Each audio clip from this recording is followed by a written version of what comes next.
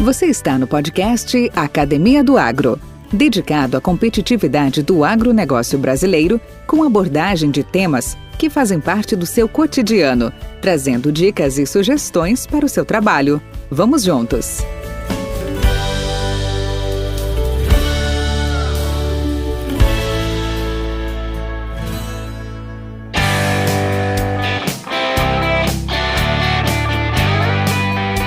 O agronegócio se diversifica, passando a incorporar cada vez mais inovações de produtos e de processos, integrando-se com os demais setores da economia.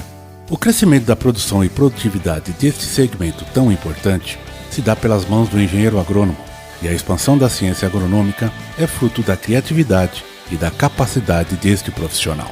O engenheiro agrônomo está presente em nossas vidas, seja na alimentação, na proteção ao meio ambiente, no uso de tecnologia adequada e no desenvolvimento da ciência e da pesquisa agropecuária. O labor dos profissionais das ciências agrárias garante a utilização racional e técnica adequada das inovações tecnológicas, dos recursos naturais disponíveis e também no que diz respeito à segurança e inocuidade alimentar, e também no cumprimento da legislação, questões fundamentais tanto para quem produz quanto para quem consome. Isto significa qualidade e economia para a população e produtividade para quem trabalha com o agronegócio.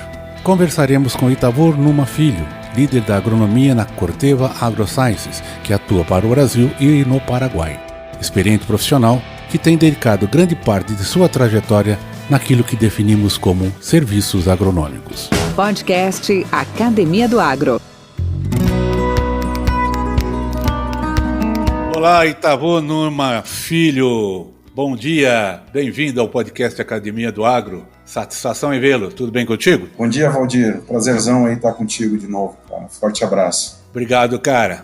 Bom, estava falando do Tabajara há pouco, ele me ligou. Para quem está nos ouvindo, Tabajara é um amigo comum e ele foi um dos nossos entrevistados essa semana e ele estava até, de certa forma, emocionado. Aí até comentei com ele, cara, o motivo de entrevistas, a gente fica, principalmente quando a gente vai falar, né, de trajetória, vai falar da nossa vida profissional, a gente naturalmente acessa momentos de emoção. Por quê? Porque, como já dizia o poeta, né, recordar é viver, né? E principalmente quando você recorda bons momentos, né, te traz boas lembranças e te afeta realmente o sentimento. Então, eu comento isso porque para mim realmente é um momento muito grato de felicidade de rever o amigo.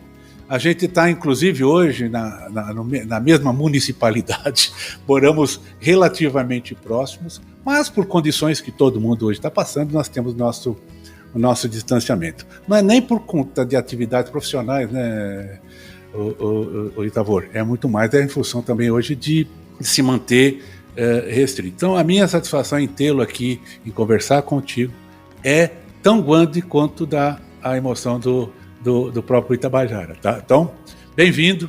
Esse podcast está hoje acessando por volta de uns 400, 420 fiéis seguidores, cara. Isso é muito bacana. Nós estamos praticamente presentes em todos os estados brasileiros, lógico, com grande concentração aqui no Centro-Oeste, e todos falam, e todos comentam, e todos ouvem, e todos participam, interagem, principalmente pelos fatores de superação, pelos fatores de determinação no sucesso das suas trajetórias profissionais e pessoais.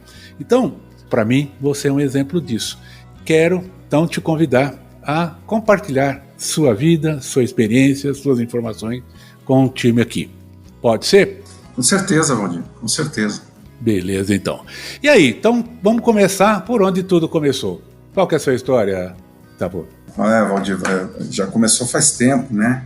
A história começa na cidade de Lajeado, no Rio Grande do Sul, na região central do Rio Grande do Sul, um pequeno município, já foi um pouco maior até, mas agora restrito basicamente ao setor urbano, tudo foi emancipado na volta. Eu sou filho de professora primária, meu pai era funcionário público, meu pai trabalhava no Departamento de Recursos Naturais Renováveis da Secretaria da Agricultura do Estado. Ele era auxiliar administrativo lá e possivelmente foi o meu primeiro contato com as questões agronômicas. Esse departamento era um departamento conservacionista, ele trabalhava muito em pequenas propriedades do município de Lajeado e uma das principais funções na época, eram duas campanhas muito importantes. uma campanha era a Operação Tatu, que trabalhava com a utilização do calcário, né, que tentava disseminar a utilização do calcário na época, no meados dos anos 60, e outra era a parte conservacionista, onde as práticas de terraceamento, prática de conservação de solo eram colocadas impostas em pequenas propriedades, né? Então, terraços construídos a pescoço de boi, né, como se dizia, com arado pula-toco. Inclusive, uma das fotos que eu tenho, muito pequeno, na época se podia ir com os pais ao serviço, né?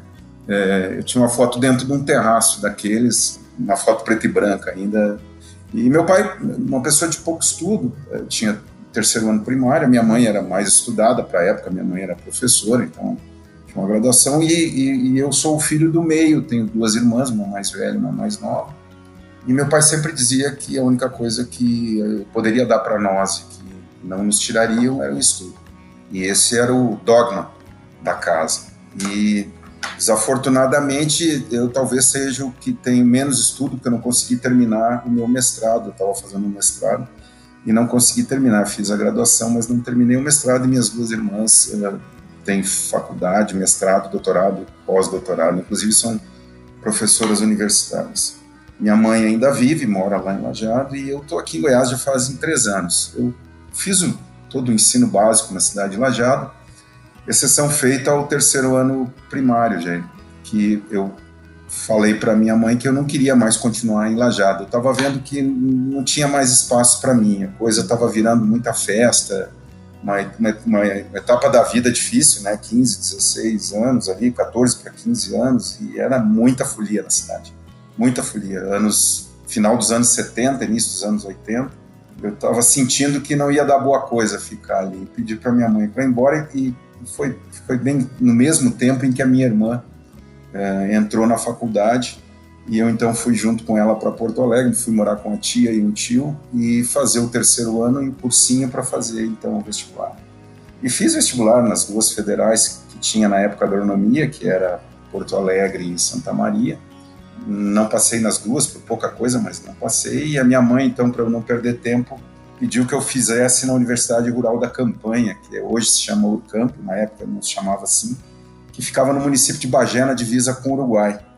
Não obstante, isso facilitava um pouco para a família, porque meu avô e a minha avó tinham uma fazenda na cidade de Dom Pedrito, que é um município vizinho, que dá 90 quilômetros de distância, bem no Pampa Gaúcho, bem na fronteira com o Uruguai. E eu fui para lá e fiz o vestibular, e como vinha bem preparado, não teve como não passar, né? Se não passasse também... Não. Na época, essa universidade ela era uma extensão da Universidade de Santa Maria, então tinha uma chance de, no segundo ano, os currículos eram iguais, eu ir para Santa Maria e terminar, então, na Universidade Federal de Santa Maria. Mas, como diz o Dado Schneider, bem na minha vez, ela se tornou universidade, Valdir, e acabou o processo de transferência para Santa Maria. Eu tentei o vestibular em Santa Maria, mas depois que tu já está na universidade, tu perde um pouco o traquejo do vestibular. Eu não consegui passar em Santa Maria de novo e acabei então por conta de um financiamento lá que tinha estudantil. A bolsa, né? Terminei a faculdade no tempo regular lá em Bagé. Essa faculdade não existe mais lá em Bagé, ela se mudou, né? Mas eu saí de lá, era uma época, nós entramos em 50, se formaram 36, tinha uma única menina, né? E foram tempos bem complicados, assim, sabe? Como a gente não tinha dinheiro para gastar, para ficar morando em Bagé, a tentativa era morar com o avô e com a avó no município vizinho. E eu tinha 17 anos de idade. E o meu avô ficou sabendo muito entusiasmado, ficou sabendo que a filha de um médico de Dom Pedrito tinha passado a esposa de um médico de Dom Pedrito tinha passado para veterinária, e a faculdade era um campus fora, tanto veterinária quanto agronomia era fora da cidade de Bagé, 11 quilômetros, sendo que 6 de estrada de chão. E o meu avô foi muito contente lá falar com o médico, estou falando de 1981, tá? Foi falar com esse médico, a esposa dele tinha 2 filhos, foi falar com esse médico para fazer o racha da gasolina e eu pegar carona com a esposa dele e e ajudar para ela não viajar sozinha, esses 90 quilômetros, e a gente iria e voltava, então, todo dia para casa, como forma de economizar dinheiro. E foi lá e o médico disse que não, que senão a esposa dele ia ficar muito mal falada na cidade e tal. Dom Pedrito também é uma cidade pequena, cidade de fronteira e tal. Meu avô ficou muito, muito bravo. E dali ele já saiu e... Olha só como é que são as coisas. Ele saiu, passou numa revenda de motocicleta e pegou o dinheiro que ele estava guardando pro enterro dele, pro funeral dele lá, e comprou uma moto para mim. Eu não tinha carteira, tinha 17 anos de idade. E ele chegou em casa muito emocionado no final do dia, disse: vai lá buscar tua moto, tu não vai depender de ninguém, tu vai de moto todo dia. Tu conhece a região da campanha gaúcha, né? Isso era março, Valdir, eu tava feliz da vida, calor, né? Fui lá, peguei minha moto sem placa, eu sem carteira, e já saía às 5h30 da madrugada, pegava a moto e ia para a faculdade para tentar chegar até às 8 lá. Assistia a aula o dia inteiro. A faculdade não tinha estrutura, não tinha restaurante universitário, numa particular, né? Eu levava um pelego de ovelha e um sanduíche, e ao meio-dia eu dormia, quando era possível, embaixo das árvores, quando não era possível, dentro de uma sala que era reservada ao diretório de estudantes, e de tarde pegava a moto e voltava para Dom Pedrito, dormia, e no outro dia de manhã começava assim, estava indo tudo muito bem, até o final do mês de abril daquele ano, quando veio a primeira frente fria, e eu cheguei na faculdade e não consegui descer da moto. Meus amigos tiveram que me tirar de cima da moto e me levar para dentro de um lugar e me aquecer, e aí eu vi que não ia dar certo, sabe? E às vezes também acontecia de eu chegar na faculdade e desabar, chover, e eu ter que ir de ônibus com os amigos e roubar a dormida na pensão em que eles estavam hospedados. Então eu pulava a janela, eu esperava até anoitecer, as donas da pensão irem se deitar, eles abriam a janela e juntavam as roupas que tinham, botavam no chão.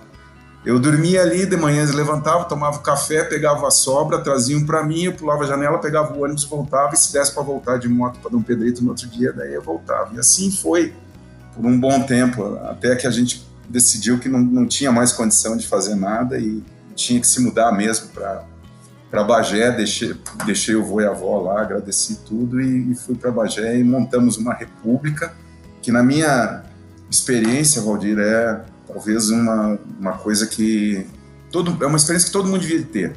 Morar longe de pai e mãe, administrar seu próprio dinheiro, uma fase bem nova da vida, eu acho que isso é uma coisa bastante importante. Podcast Academia do Agro. Essa faculdade, por incrível que pareça, assim, eu diria assim que era meio o pato feio das universidades, né? Mas prova que a faculdade é só uma base, o resto o cara tem que fazer por ele mesmo, né? Não adianta, tem universidades tão famosas no Brasil, e não quer dizer porque veio de lá, a gente teve tanta experiência disso, né, Valdir? Profissionais de faculdades e de universidades, e às vezes com pós-graduação, com doutorado e tal, e pessoas que não têm habilidade de lidar com os outros, né? Não tem faculdade de gente, vamos dizer assim. E esse processo foi, quando eu terminei a faculdade, em 85, em dezembro de 85, eu já tinha meu filho, foi bem no ano que ele nasceu, foi bem no mês que ele nasceu, começou a briga por arrumar emprego, né? E meu pai queria que eu fosse trabalhar na Emater, queria que eu fosse funcionário público, porque meu pai foi funcionário público por 42 anos, quando ele se retirou, quando se aposentou, recebeu inclusive uma homenagem lá do serviço público. E ele queria que eu fosse para a Emater. Eu achava que, não que eu desdenhasse da Emater, mas eu achava que dava para fazer mais do que trabalhar na Emater. Já tinha uma crise, na época já tinha uma crise de identidade da assistência técnica, né? E eu achava que não, e eu era inquieto, assim, essa coisa de meio tranquilona, de serviço público, ou pelo menos era a imagem que eu tinha, né? Eu achava que não combinava comigo. E aí teve um processo seletivo, um ex-cunhado meu, que estava fazendo um trabalho em Santa Cruz do Sul, eu tinha saído de Bagé, estava morando com a família da minha ex-esposa lá em Santa Maria, e um ex-cunhado estava fazendo um trabalho na Souza Cruz, em Santa Cruz, e disse: olha, vamos para um processo seletivo lá. Eu disse: opa, já fui lá e me inscrevi, fizemos uma seleção e eu passei, uma seleção bastante grande até. E eu passei na seleção e de cara já tive que me mudar para Santa Catarina. Fui fazer um período de trainee, Valdir, em Santa Catarina, que durou 1 ano. Eu morava em Blumenau, para te ter uma ideia, eu não ganhava mal, mas 50% do meu salário ia no aluguel. E fiquei 1 ano em Blumenau, mas trabalhava na região de Brusque, Angelina, Itápolis, Rancho Queimado, mais próximo ali a Florianópolis, né, na parte mais para baixo, vamos dizer, do estado de Santa Catarina, né. E ali fiz um trainee, depois de 1 ano, como a Souza Cruz preconizava na época, eu fui assumir uma área no Paraná. E aí fui para a cidade de Palmeira, próxima a Ponta Grossa, uma cidade de 11 mil habitantes, na época, praticamente uma vila, na beira da BR-277, lá no sentido Curitiba. E fui com a família para lá, não conhecia ninguém. Cheguei na cidade, uma dificuldade para arrumar casa para alugar. E por lá eu fiquei 9 anos, morando em várias residências. Quando eu entrei na Souza Cruz, primeira, claro, teve todo o aprendizado técnico da cultura do tabaco, né, que é uma cultura, tecnicamente, uma cultura maravilhosa. É fantástico as opções e as interações que essa cultura tem com o ambiente, com o manejo. É uma coisa fora do comum. Eu sou encantado com a cultura. Não é uma questão de fumar ou não fumar, não é isso. Estou falando da cultura per se, né? Toda a parte de cultivo, de cura, de classificação, de secagem, armazenagem. É fantástico. Fantástico o trabalho que esses caras, né, da assistência técnica do tabaco fazem. Eu dizia e continuo dizendo, se tivesse um sistema de acompanhamento técnico como tem no tabaco para as outras culturas, eu acho que nós explodiríamos, sabe? Depois, esse é até um ponto que eu acho que a sustentabilidade do agro passa por algumas questões bem importantes. Mas eu fui, além dessa questão da cultura, né, de aprender tudo isso, padrões de exportação, tudo e tal, eu fui treinado, comecei a ser trabalhado para gestão, né, gestão de pessoas. Então eu tinha equipe, com 24 anos de idade, eu tocava uma equipe de 12 técnicos agrícolas que davam assistência para mais de 2 mil agricultores naquela região centro-sul, vamos dizer assim, do estado do Paraná. E uma situação pobreza, cara, de pobre, assim, pequeno agricultor, né, pouco recurso. Imagina isso, estou falando em 1987, né, algumas não tinham nem luz elétrica ainda, né, e apesar de que o Paraná era uma vanguarda na iluminação rural, mas ainda muitas propriedades não tinham. O município de Teixeira Soares era um município pequeno, pobre, então era bem difícil. Mas deu para começar a entender gente, começar a conversar com gente, trabalhar com agricultor, pensar com cabeça de agricultor, e foi muito, muito bacana para mim, uma experiência muito importante que durou 10 anos, né, na Souza Cruz. Aí encerraram o meu... E teve uma outra coisa que foi bem bacana, uma vanguarda, para te ter uma ideia. Em 94, a Souza Cruz decidiu que a equipe de ponta, a equipe que dava assistência técnica no campo, não ia mais trabalhar com papel. 94, ia trabalhar com notebooks. E aí escolheram a mim e a minha área para fazer o plano piloto de desenvolvimento do sistema e, posteriormente, de disseminação do sistema para as outras áreas da Souza Cruz, que eram mais 400 técnicos agrícolas no sul do Brasil trabalhando. Né? Foi uma experiência fantástica de ter computador, de comprar computador. Imagino. Nossa, comprei um 386 DX, uma coisa impressionante, uma máquina, uma coisa impressionante. E foi trabalhar com outras equipes, né, multidisciplina, criar sistemas, ter que ensinar, e tu ensinar computador, hoje parece meio bobagem, mas na época os técnicos agrícolas, eles não sabiam onde ficava o L, onde ficava o A, onde ficava o M nas teclas, sabe? Eles não tinham experiência com máquina de escrever, vamos dizer. E aí tu já estava num sistema lá na frente de computação. Que loucura, né? Cara, foi fantástico, muito legal, muito legal. Encerraram meu contrato em 96, eu disse, agora eu vou fazer uma coisa por conta, né? Voltei para Santa Maria e abri uma cafeteria e uma sorveteria no shopping, recém-aberto no centro da cidade. Fiz uma pesquisa de mercado, vi que não tinha uma cafeteria decente, só tinha aquelas cafeterias de encostar a barriga na beira da estrada. E Santa Maria, como eu digo, de uma padaria. É isso aí, tipo assim. E eu dando uma olhada na cidade, eu digo, poxa, não tem um lugar bacana para tu tomar um expresso, né? Para tu ler um jornal, para tu dar uma olhada numa televisão, dá uma parada, sabe? E café, se fosse em terra de alemão, café não tem tanta pegada, ou não tinha tanta pegada. Estamos falando de 96. Mas Santa Maria, que é mais brasileiro, né, que tem exército, que tem universidade, eu digo, não tem como dar errado. Pois deu errado. Deu errado, pessoal, me lembro como se fosse hoje. A minha proposta era um expresso com um copinho d'água e uma bolachinha por 70 centavos, e do outro lado do calçadão em Santa Maria tinha aquele café coado por 50 centavos, e o café de 50 centavos fazia mais sucesso que o meu café de 70 dentro da padaria, dentro do shopping com ar-condicionado e segurança. Deu errado. Fali, quebrei. E aí eu digo, as contas começaram a bater na porta, né? Foi o período que eu me afastei, vamos dizer assim, da minha profissão. E eu digo, não, mas eu preciso fazer alguma coisa. Arrumei um emprego, Valdir, de gerente de loja de fotografia em Santa Maria. Pela experiência de gestão de pessoas, não pela experiência de fotografia, obviamente, né? Mas também já aprendi fotografia, aproveitei para aprender fotografia, revelação, ampliadores, papéis, filmes, tudo. Então, sempre fui muito curioso. Uma pergunta, Itavor, uma pergunta. Nesse período, assim, as opções para agronomia eram bem mais restritas? Muito. Quando você saiu, você não tinha... As opções eram muito restritas nesse período? Muito restritas. Infelizmente, eu não sei se isso vem do nosso passado escravocrata, mas é difícil se valorizar serviço, né, Valdir? Mesmo no agro, cara. É difícil tu pagar por serviço, tu conseguir alguém que dê valor para serviço. Eu já tive a oportunidade de trabalhar com serviços, por exemplo, de manejo de irrigação. Às vezes não vê valor em serviço. O agricultor não vê valor no serviço, ele vê valor em coisas, mas não vê valor em serviço. E cada vez menos tem gente para fazer serviço. A prova disso é a grita unânime de que não tem mão de obra qualificada para os equipamentos que estão lançando a todo tempo, né? Mas é difícil de quem acha bacana valorizar serviço. Então, voltando, era uma rede de lojas de fotografia de Porto Alegre que tinha uma loja em Santa Maria, era uma das lojas do interior. E eu assumi a loja.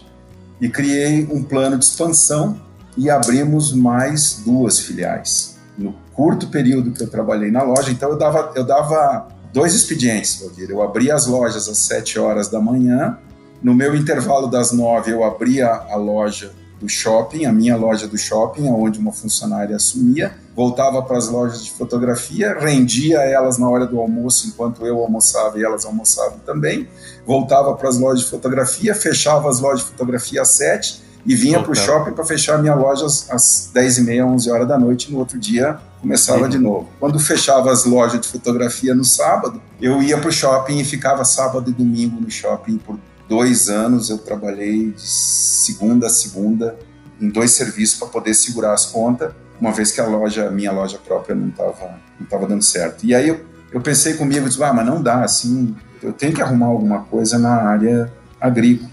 Podcast Academia do Agro. Nesse ínterim apareceu uma oportunidade de gerenciar a Fazenda Escola da Universidade Federal do Rio Grande do Sul, que fica na cidade de Eldorado, no município de Eldorado do Sul, na divisa com o município de Arroio dos Ratos, a 50 quilômetros de Porto Alegre, pela BR-290, lembra, Valdir? Aquela estrada que vai para a Argentina, né, que vai para o Uruguai.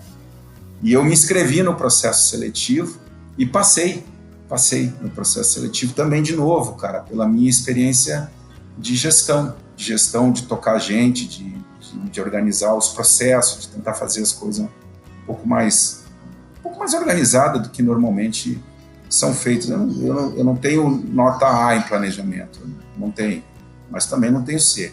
Tá? E aí passei, só que aí tive que morar na fazenda. Tinha que morar na fazenda. Então, meus filhos eram pequenos, a mãe deles tinha que levar eles de carro e buscar todo dia na cidade de Arroio dos Ratos, que ficava a 10 quilômetros. E como morava dentro da fazenda, só que imagina uma fazenda de 1.800 hectares cortado por uma BR, com 55 funcionários públicos que chegavam às 8 e iam embora assim. Então, fazenda com horário contado. E que não tinha dotação orçamentária. Eu fiz um levantamento de cercas, só cercas internas. Uma preocupação muito grande era conter o gado por conta da BR, né, em caso de acidente e tal. Mas aí eu fiz um levantamento de cerca interna porque, poxa, a 15% de depreciação de cerca, eu tinha que prever isso, né? Tinha que pelo menos prever grana para fazer a manutenção das cercas, pelo menos. tinha 90 quilômetros de cerca dentro da fazenda. A fazenda não tinha um mapa, não tinha um levantamento. Que loucura. E não tinha grana.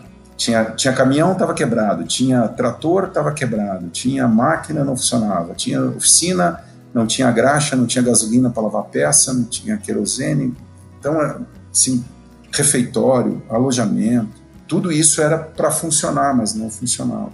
E ali eu comecei, sem dotação orçamentária e, claro, evidentemente, dentro da legislação do que era possível fazer. E conseguimos erguer a fazenda escola. Ficou bacana, ficou bonitinho, conseguimos colocar suínos, aves, conseguimos dar presente de Natal para os funcionários, trocamos o trator, reformamos o caminhão, conseguimos comprar uma colheitadeira nova, na John Deere, nova, porque nós tínhamos, para te ter uma ideia, nós tínhamos na escola uma MF 320, cara, com 3 saca-palho. A máquina não tinha freio, quando tinha que parar, tinha que largar a plataforma no chão, era um banzé. Mas foi, de novo, super importante, porque me conectou com essa parte mais operacional das coisas, né? Então, os funcionários iam embora às 5 horas da tarde, eu e o meu filho íamos para o trator ou para a plantadeira, e enquanto tinha sol, seguia plantando ou colhendo, carregando coisa, descarregando o caminhão, fazendo ração para os suínos ou para as aves. Então, trabalhava muito, mas não reclamava, morava lá na fazenda, e a parte ruim era essa, né, que como tu está na fazenda, às vezes acontecia alguma coisa, tinha os vigias noturnos, tinha que pular da cama lá e ver o que estava acontecendo. Só que aí depois queriam me efetivar, tu vai ter que ser funcionário público, não dá mais para tu ser funcionário da fundação. Aí vamos fazer um processo seletivo. No processo seletivo eu ia entrar ganhando 60% do que eu ganhava. Eu digo, gente, não dá, não, mas a gente dá um jeito de, não sei dar jeito, não leva a mal. Aí uma quinta-feira chuvosa, eu lendo a 0 hora lá, as oportunidades, apareceu uma vaga na Pioneer Sementes para coordenador técnico regional, sede em Santa Cruz do Sul. E aí faltou um pedaço da história, porque em 85 eu me candidatei para trabalhar na Pioneer Sementes. Eu conheci o filho do seu Mariano, César, por conta de um colega, que depois veio a trabalhar na Pioneer também como agrônomo. E eu me inscrevi e não passei, em 85 não passei. Em 91, antes de eu sair da Souza Cruz, eu me inscrevi de novo na Pioneer. Na época o Sugan ainda estava aí, nem me chamaram para entrevista, segunda vez. Quando eu vi aquilo na 0 hora, pela terceira vez, eu disse, eu vou fazer essa tentativa. Terceira vez. Porque eu me identificava com a marca, né? Pensa assim, como tipo Harley Davidson agora, né? Mas eu me identificava com a marca e eu disse, eu vou fazer. E ainda cheguei em casa e disse, eu vou fazer pela terceira e última vez, eu vou fazer. E fiz e fui chamado. E na época, Cláudio Peixoto e o gerente comercial, que eu não me lembro o nome, estavam fazendo as entrevistas. E eu fui selecionado. Bem na época do André, o Bonardi também, para compor o time com o Eduardo Salgado e com o Cobirac, na época, né? Então eu ficava no sul, Rio Grande do Sul, Santa Catarina, Cobirac no Paraná e um pedaço de São Paulo. E o Salgado ficava Minas e parte de São Paulo, e o André ficava com o resto do Brasil para se divertir. Mas claro, o resto do Brasil não tinha a dimensão que tem hoje, né? Isso em 98, tá?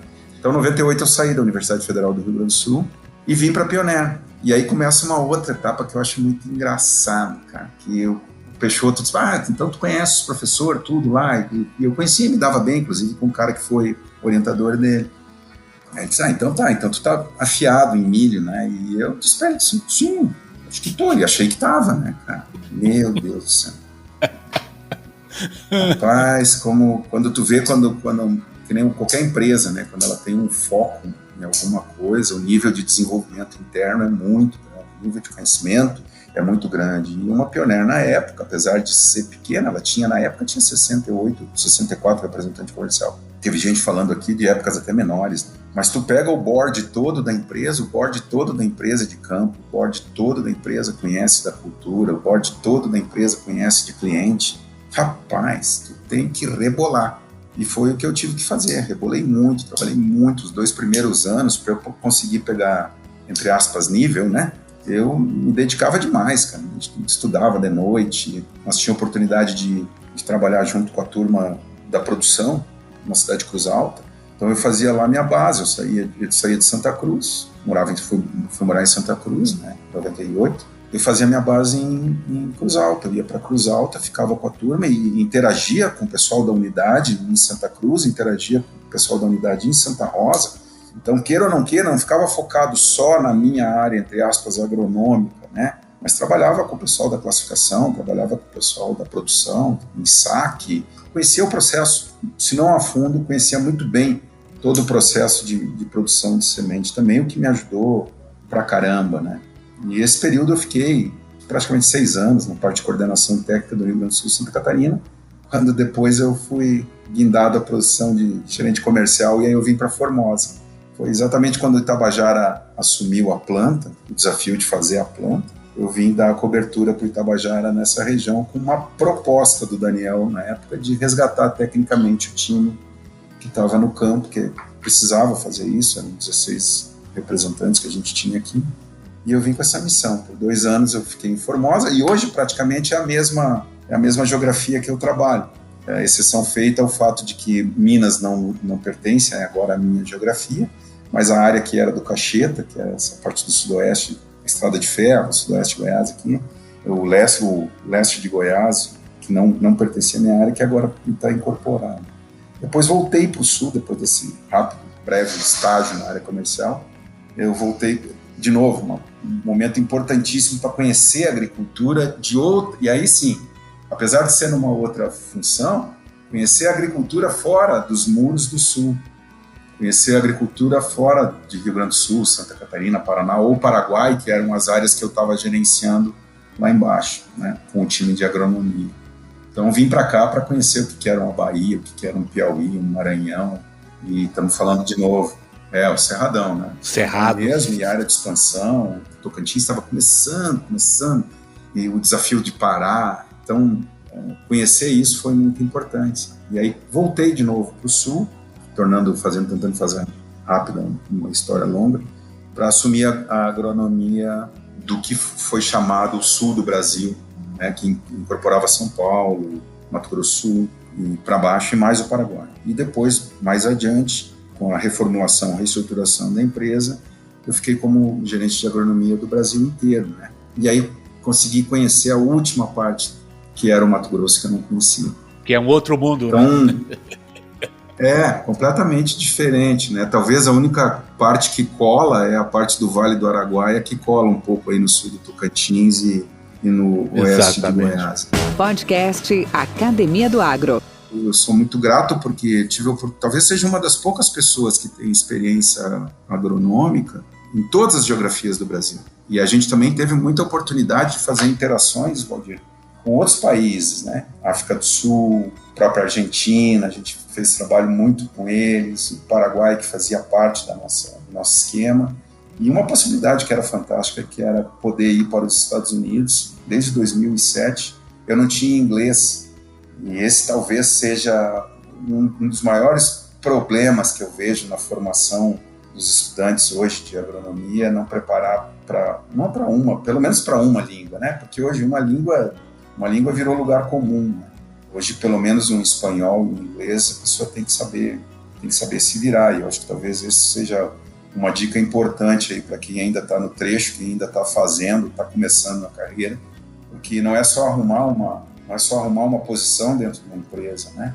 Quando tu precisa fazer um processo seletivo, mesmo que seja interno, não pode colocar uma pessoa que tranque o desenvolvimento das outras, né? Numa posição que tranque o desenvolvimento das outras. Então, se tu não enxergar pelo menos essa pessoa em 2 ou 3 posições acima, não é conveniente, ou essa pessoa sem ter condições de se desenvolver, não é conveniente tu promover uma pessoa para essa posição, porque tu tranca toda a estrutura embaixo dela, né? Tu trava o processo. Então, de tudo, Valdir, eu fui pegando um pedaço, tentando aprender. Curiosidade, eu acho que curiosidade é uma coisa fundamental, né, que a gente precisa ter, né, e muito senso de observação. Tem que observar muito. Quem me conhece sabe que no primeiro momento eu não sou de falar muito, né, e te garanto que a primeira impressão que eu passo para qualquer um não é de simpatia, mas depois, com o tempo, com a pegada, com a coisa, a gente vai aprendendo e vai entendendo. Então, qual foi o pior momento da sua jornada profissional? Que momento que você se falou assim, agora a coisa ficou feia? perdi o chão, estou fora dos trilhos. Você teve essa passagem? Você teve esse momento? Ou algum deles? Valdir, eu acredito que sim, Valdir. Eu gosto de citar, até pela experiência que nos foi dada, eu estava à frente, no comando do time de agronomia, quando a gente teve a quebra de resistência do Herculex na empresa, sabe? Eu não digo que foi um desafio, assim, de que me faltou conhecimento para transmitir qualquer, vamos dizer assim, embasamento técnico para qualquer coisa, não é isso. Mas eu não sei se as pessoas não queriam entender ou se a coisa era complicada mesmo, mas a gente não conseguia passar a necessidade, sabe? Passar a conversa. Me lembro de situações, por exemplo, na Câmara de Agrônomos da cidade de Cascavel, onde eu fui fazer uma palestra. Me lembro uma vez que a gente estava junto com o departamento técnico da cooperativa da Coamo, né? Um departamento muito forte, muito grande, e que o nervosismo vinha para a situação que não era uma situação, apesar de ser uma situação em que a gente já vinha dizendo que isso poderia acontecer caso as práticas se mantivessem. Quando a coisa aparece, sabe assim, eu não acredito em assombração, mas se ela aparecer, não sei como é que vai ser a reação. Eu acho que esse foi um momento bem complicado, sabe, Valdir? Foi um momento bem complicado. Infelizmente, não aprendemos nada de lá para cá. Nada mudou. Infelizmente, nada mudou. Talvez a gente vá ter que enfrentar isso muito proximamente aí com os trades que estão no mercado aí, em função de que não se aprendeu com o processo, sabe? Não digo tecnicamente, sabe? Mas a gente, de novo, não conseguiu convencer que tem uma parte que não vai ser feita, ou não pode ser feita pelas empresas, tem uma parte disso que precisa ser feita pelo agricultor. Tá? Então esse é o ponto.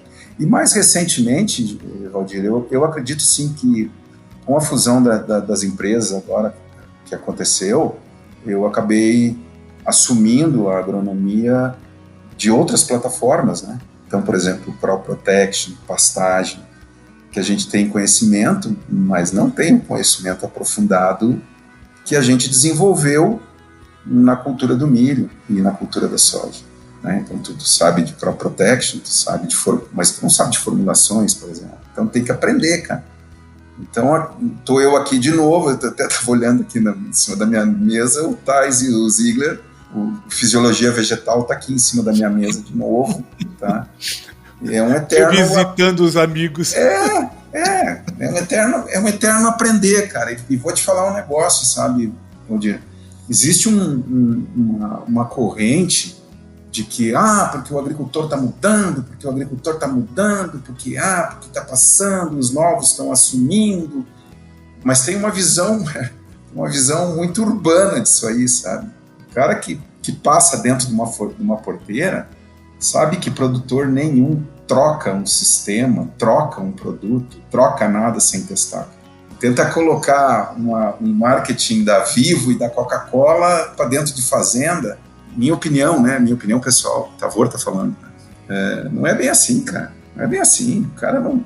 A menos que o pai morra e o filho assuma do nada, duvido que os sistemas mudem da noite para o dia. Tá mudando, tá? Eu não quero ser aqui o reacionário, então não é isso. Tá mudando? Claro que tá mudando, mas não tem essa velocidade que todo mundo tá vendendo, sabe? Eu acho que essa coisa... Não é bem assim, porque afinal de contas é o negócio do cara. Ele não vai ficar brincando de ganhar dinheiro, né? No final do dia, o que conta é quanto tem no bolso, quanto é que sobrou. Então, esse ponto é um ponto... Você contou dos seus, vamos chamar, pior momentos, né? Mas o que te deixa empolgado com a sua atividade? Quais os planos e próximos passos? Desafios? Valdir, desafio é o que não falta, né? Eu tenho sempre desafios pessoais. Minha vida inteira, paralelo ao que eu fazia, eu procurei ter atividades, Valdir, que não tinham absolutamente, ou tinham muito pouco a ver com o meu dia a dia profissional. Tá? E tu sabe disso, 2007 mergulhamos para aprender a jogar golfe, eu já tive cavalo, eu já tive, agora ando de moto, agora estou estudando hidroponia, quero brincar com alguma outra coisa. Eu sempre tenho que estar inventando alguma coisa. Por que eu acho que isso é importante? Porque isso te abre relacionamentos, tu conhece pessoas diferentes e pessoas que pensam diferentes.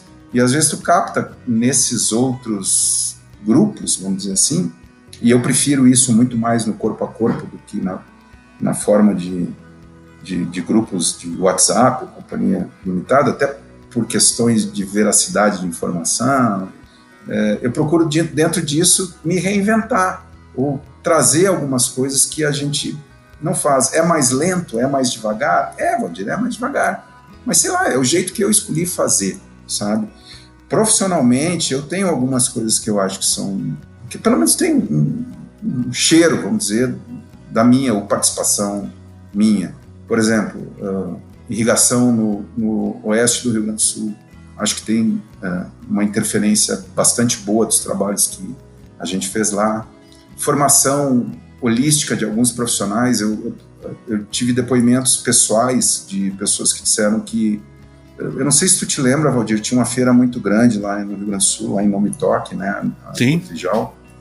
E tinha um professor, o professor Luiz Sangói, da Universidade de Lages, da UDESC, Lages, que eu conheci ele lá na Universidade Federal do Rio Grande do Sul, quando ele estava terminando o doutorado dele, e ele foi ser professor na UDESC. E a gente fez alguns trabalhos juntos quando eu estava na Pioneer. Eu contratava alguns trabalhos do doutorado dele, eu contratava ensaios lá e a gente interagia muito, e ele me pedia para levar a turma dele, quando fosse para visitar a Cotrijal, no nosso stand, para que eu conversasse um papo profissional com os alunos deles.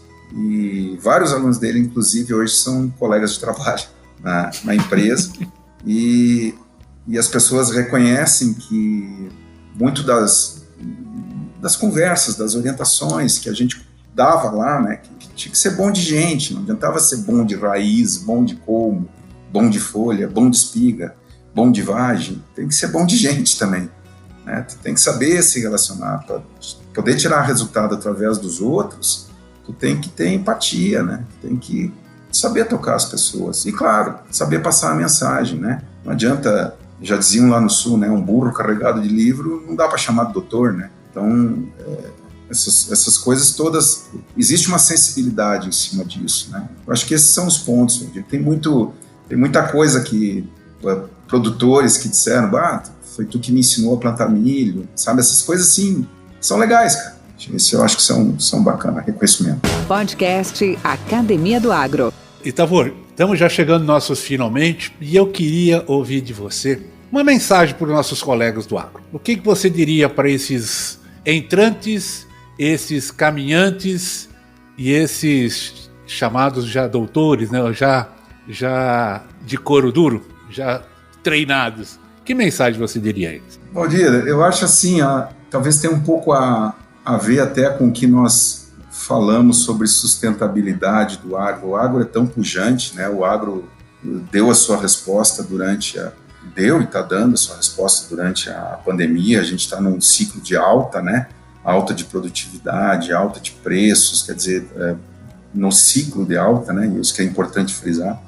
Mas tem um desafio que ele continua, né? Ele vem desde os tempos mais remotos aí, né? Desde as técnicas até do plantio direto, né? Que é como é que a gente vai conseguir conciliar nessa tendência de cada vez as propriedades se agregarem, ficarem cada vez maiores, né? As propriedades menores diminuindo, o número de produtores diminuindo. Essa é uma tendência que a gente já viu nos anos 50 nos Estados Unidos, até hoje não para, né? E a gente está vendo aqui no Brasil, especialmente depois dos anos 80, isso ficou bem mais caracterizado. Então, esse crescente aumento das produtividades, diminuição de produtores, diminuição de mão de obra rural, de público rural, vai continuar o nosso desafio do operacional contra o técnico. E isso, para mim, é o que põe em xeque a sustentabilidade do agro. Porque a sustentabilidade do agro aqui, eu não estou falando em área de preservação permanente, tá? Eu acho que isso aí, para mim, fava contada, né? Isso aí não adianta nem comentar, porque já se chegou, já se provou, o produtor tem tudo dentro dos conformes. Quem não tem é uma minoria que não representa, na realidade, o agronegócio brasileiro. Mas eu acredito muito nisso, Valdir, que essa dicotomia entre o operacional e o técnico é o ponto-chave para a sustentabilidade do agronegócio. Cada vez produzir mais, verticalizado, tá? Para tentar mitigar, evidentemente, derrubadas e queimadas e essa imagem errada que tem do agro, força o sistema de produção, força muito o sistema de produção. Falta de mão de obra, tempo apertado, o produtor tentando espremer 2 colheitas e meia, 3 colheitas por ano na área, isso força o sistema, e nós estamos falando de biologia, né?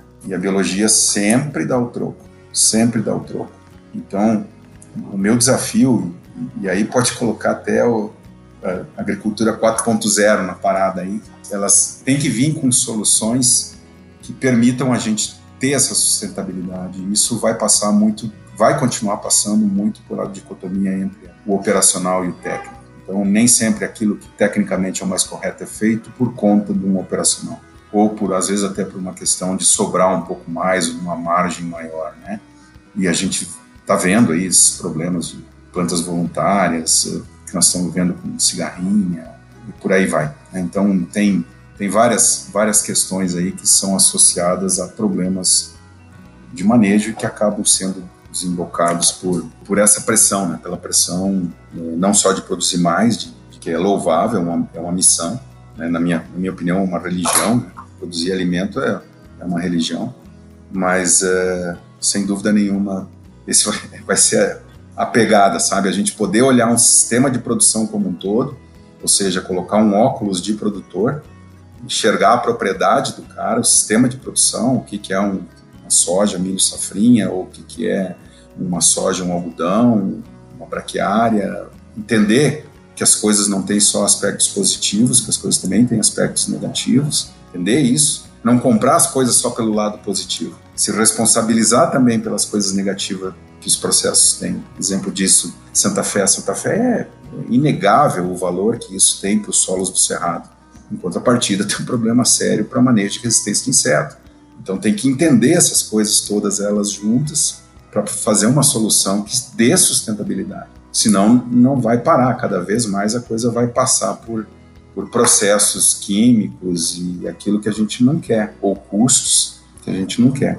Diria isso, Valdir, eu acho que esse é o ponto. E para a gurizada nova, caprichem na formação aí, moçada. Capricha aí para não passar muito serviço no campo, porque senão fica difícil. Aí pega uma mentoria boa, anda com gente boa, se espelha com quem está fazendo coisas boas, bons resultados, não tem nada de errado nisso, não tem absolutamente nada de errado. O campo é muito mais uma troca de experiência do que uma questão de mestrado ou de ensinamento, de maestria ou de ensinamento, né? Então, é muito mais troca de experiência, né? Acho que é isso, Valdir. Acho que é isso, hein? Tavor, obrigado por essa oportunidade, que foi muito bacana falar contigo. Eu gostaria de reiterar o nosso convite para novas oportunidades. Quem sabe em temas como você acabou de ultimou agora em sua mensagem, de ver esses dilemas, né? E esses futuros conflitos nós temos que começar melhor a observar. Com o olho do produtor ou com o óculos do produtor, ver as soluções, mas ver também as suas consequências, falar um pouco dessas inovações tecnológicas, falar um pouco da agricultura regenerativa ou dita sustentável, dessas novas opções, a questão dos biológicos que estão chegando aí com uma força fantástica. Então tem vários temas bastante interessantes, bastante pujantes para a gente conversar. Obrigado, velho. Grande abraço para ti. Um abraço para vocês todos aí, cara. Tchau, tchau. Mentes brilhantes incentivam outras. Crônicas do Agro. Com seus especialistas e líderes comentando, opinando e analisando diversos assuntos através da sua ótica e de sua experiência. Seja você o fator multiplicador. Boas práticas. Boas ideias.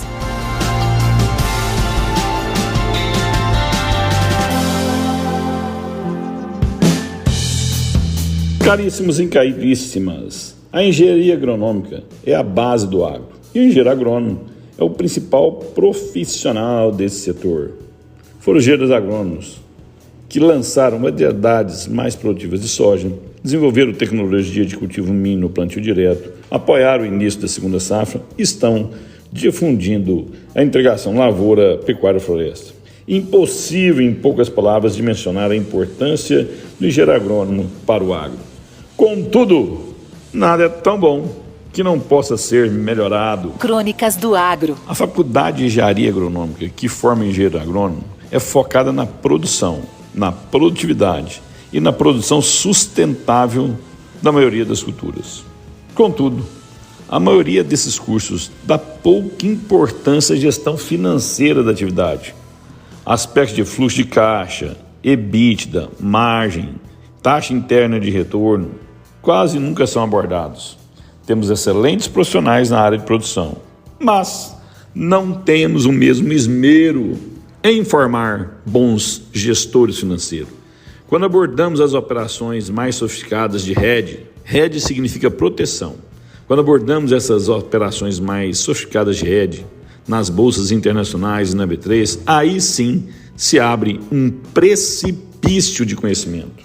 Engenheiros agrônomos saem das universidades sem saberem em qual bolsa é precificado o seu produto e não têm conhecimento de bases, de hedge, margem das trades e das indústrias e vão desenvolver esse conhecimento só depois de atuarem no mercado. Não estou afirmando que o curso de engenharia agronômica tem que formar um trader ou um operador de mercado financeiro. Não. Longe disso. Mas é importante que os profissionais formados nesses cursos tenham conhecimentos básicos do mercado de commodities. O sucesso da produção de alimentos passa pela produtividade, isso é lógico, mas também passa pela sustentabilidade financeira da atividade. Fica aqui uma dica para as universidades em todo o Brasil atentarem a esse ponto. Enio Fernandes, Terra Agronegócios. Obrigado. Com temas expressivos e dinâmicos, esse intercâmbio semanal visa oferecer um melhor desenvolvimento em suas habilidades profissionais e nas atividades e práticas do seu cotidiano. Somos da Academia do Agro, o podcast para todos aqueles apaixonados pelo agronegócio. Te aguardamos no próximo episódio. Até lá!